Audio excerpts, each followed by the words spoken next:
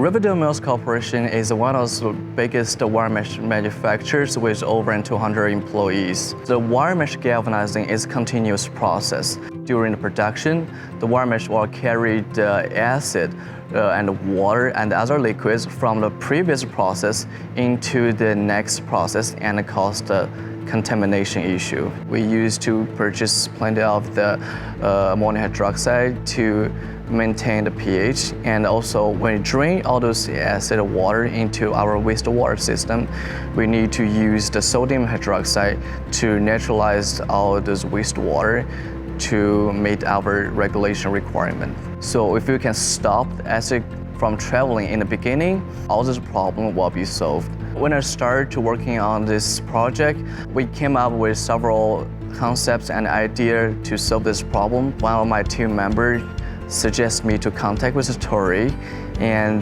because they can provide the professional technical support, and also they provide the funding for the project. Removing the acid residue from the wire mesh is a challenge. I designed dual brushes, tried to use the brushes to physically remove the acid and other liquids from the surface of the wire mesh. So when the wire mesh goes into the acid clean tank, the brushes remove the water from acid just to prevent from the dilution. Also, when the wire mesh goes out of the acid clean tank, they remove the acid residue on the wire mesh surface and collect them inside the brush tank, so that we can recycle all this acid back to the acid clean tank. Also, we prevent from contamination in our downstream process.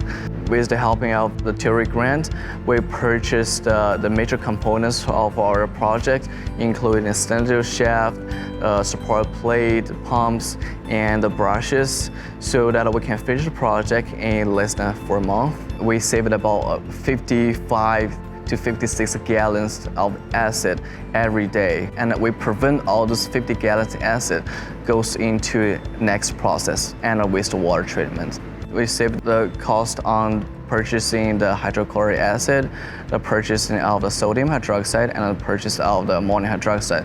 All those three types of the chemical, we saved about $700 just a month. We also reduced the threshold below the number as we did before, so we also saved a lot of money for our company on the wastewater treatment and the regulation report. With the help of the Toray grant, we help our employee to optimize their working environment. As a process engineer, I have a responsibility to help our employees to improve their working environment. I think the best solution is to fix the process, not just a problem. And I'm pretty sure this is what the goal of the Toray grant.